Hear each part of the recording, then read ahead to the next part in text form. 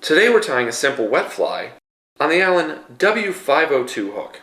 We'll start our thread on the top of the hook and work back to just over the hook barb. For a bit more durability, we're going to use the barbs of a partridge feather to create the tail. Next, I'm going to tie in a bit of wire that'll create the ribbing of the fly with, and then I'm going to tie in 4 pieces of pheasant tail fiber. I'll tie the pheasant tail fibers in so that their tips are facing forward rather than backward. Now, I'll bring my thread forward to cover up all those materials and stop about 1/4 of the way behind the hook eye. Here, I'll carefully bring those pheasant tail fibers forward.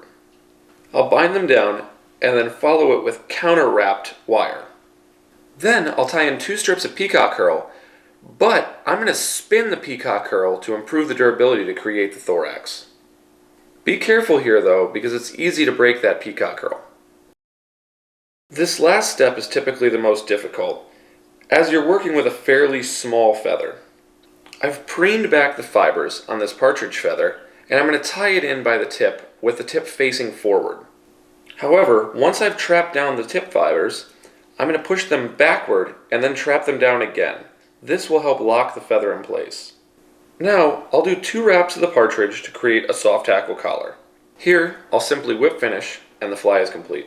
There, you have a completed and simple wet fly pattern using a palmered wing.